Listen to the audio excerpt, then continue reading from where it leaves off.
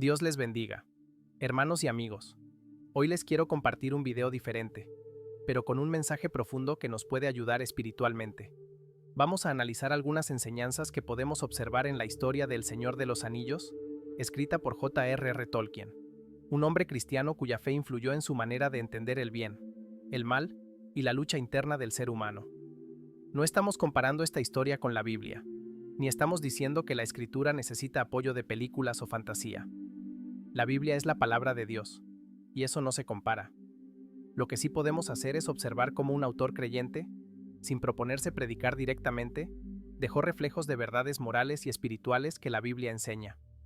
Por eso hoy quiero compartirles cómo esta historia refleja algunas realidades espirituales que todos enfrentamos: la tentación, el pecado, la redención, la lucha interior, la amistad, el sacrificio y la esperanza.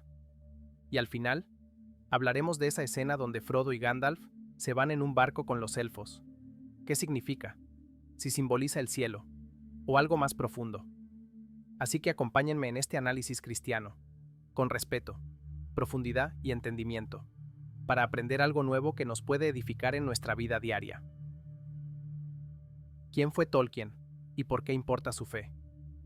Antes de entrar a la historia, quiero que entendamos algo muy importante. J.R.R. Tolkien no era un escritor cualquiera. Él era un profesor de lenguas antiguas en Oxford, un hombre profundamente cristiano, católico practicante, y con una mente brillante y disciplinada. Aunque nunca quiso que El Señor de los Anillos fuera alegoría directa de la Biblia, él mismo afirmó que su obra era fundamentalmente religiosa y católica. No porque predique, sino porque su visión del mundo, del bien, del mal, del sacrificio y de la esperanza, estaba moldeada por su fe. Esto significa que, aunque la historia es fantasía, la raíz moral viene de una cosmovisión cristiana. Por eso encontramos temas como la corrupción del corazón humano, la necesidad de gracia, la lucha interna entre el bien y el mal, el valor del sacrificio, la amistad auténtica y la esperanza contra la oscuridad. Igual que un pintor refleja su estilo en cada obra, Tolkien reflejó su fe en la manera en que construyó su mundo. ¿Qué es la Tierra Media y por qué existe el anillo? La historia sucede en un mundo llamado Tierra Media, que Tolkien creó desde su juventud.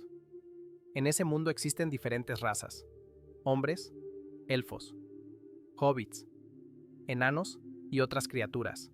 Igual que en nuestro mundo, existe un conflicto entre el bien y el mal.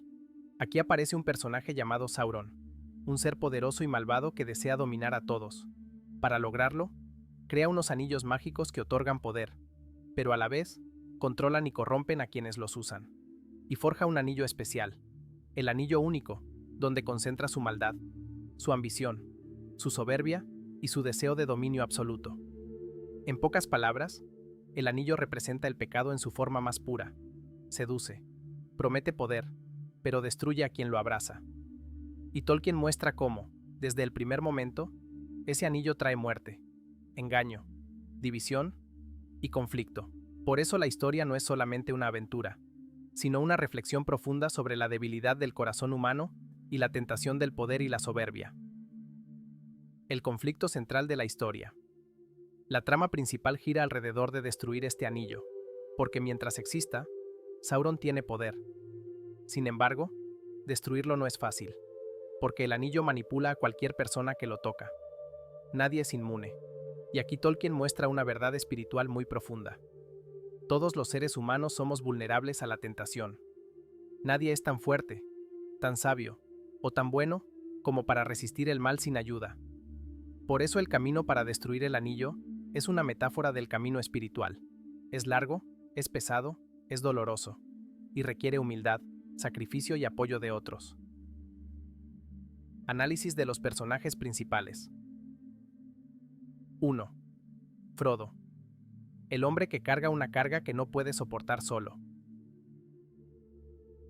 Frodo es un hobbit sencillo, sin ambición, sin poder, sin experiencia militar, y sin embargo, es elegido para cargar el anillo, una carga demasiado pesada incluso para los grandes reyes o guerreros.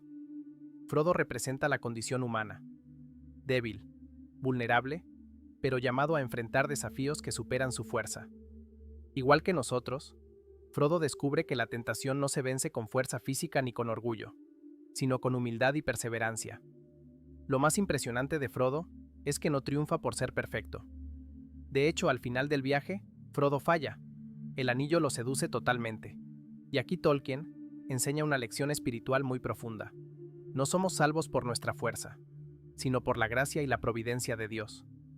Frodo hace su parte, pero la victoria final no depende solo de él. Eso refleja que la lucha contra el pecado es más grande que nuestra capacidad humana. 2. Sam. La amistad fiel, el amor que sostiene. Sam es la imagen del amor cristiano. No es el más fuerte, ni el más sabio, pero es el más leal. Sam representa al prójimo del que habla la Biblia, aquel que está contigo cuando ya no puedes más. En varios momentos Frodo ya no puede seguir, y Sam hace algo que es impresionante. No puedo cargar tu anillo, pero puedo cargarte a ti. Eso es exactamente lo que Dios nos pide en Gálatas 6, sobrellevad los unos las cargas de los otros. Sam es la fuerza emocional, espiritual y moral del viaje. Él nos enseña que nadie vence solo. Todos necesitamos apoyo, oración, amistad y comunidad. 3. Aragorn, el rey legítimo, figura del rey justo. Aragorn es un descendiente de reyes, pero vive como un humilde guardabosques, escondido, despreciado, desconocido. Él representa la figura del rey verdadero que debe asumir su llamado. No es Cristo, pero sí es un reflejo de la idea del rey justo. Humilde, fiel, sanador, protector. En la historia se dice, las manos del rey son manos que sanan. Ese detalle lo tomó Tolkien de una antigua tradición cristiana medieval, donde el rey justo podía sanar a los enfermos. Aragorn representa liderazgo moral, alguien que no domina por la fuerza, sino por el servicio y la justicia. Su coronación al final es un símbolo de restauración, la vuelta del orden, la paz y la esperanza. 4. Los elfos. Una sombra de lo celestial y lo bello. En la historia de Tolkien, los elfos son seres casi inmortales, llenos de belleza, sabiduría y una relación muy profunda con la luz y la naturaleza. No son ángeles literalmente, pero podemos verlos como un recuerdo de lo celestial, como una sombra de lo que Dios creó bueno, puro y hermoso. Los elfos nos recuerdan que el mundo fue creado bueno, que la belleza y la luz vienen de Dios. Representan lo elevado, lo espiritual, lo que mira más allá del materialismo. Pero Tolkien también muestra que ni los elfos son perfectos. Pueden caer en orgullo, en apego a su propia belleza, en nostalgia y en huida del sufrimiento. Eso nos enseña que incluso lo más noble en este mundo, si se separa de Dios, puede desviarse. La belleza sin humildad puede convertirse en orgullo. 5. Los enanos. Trabajo, materia, orgullo y lealtad. Los enanos, por otro lado, representan casi lo opuesto. Aman la piedra, los túneles, las riquezas, el metal, las armas. Son gruñones, tercos, pero también muy valientes y leales.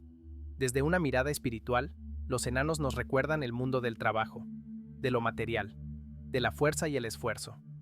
Su peligro es el apego a las riquezas y la codicia, como se ve en otras historias de Tolkien, donde la avaricia destruye reinos enteros. Sin embargo, cuando un enano se convierte, por decirlo así, en un buen amigo y un buen aliado, es casi imposible de quebrar. Gimli, el enano de la comunidad, es un ejemplo de esto. Un corazón duro por fuera, pero fiel por dentro.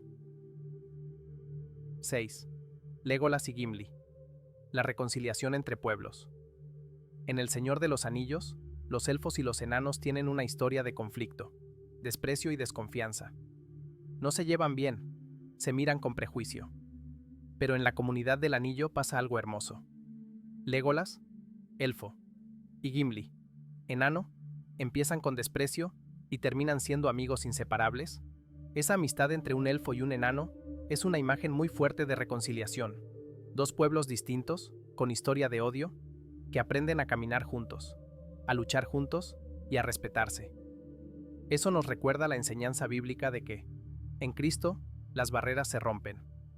No hay judío ni griego, esclavo ni libre, Gálatas 3:28, sino un solo pueblo.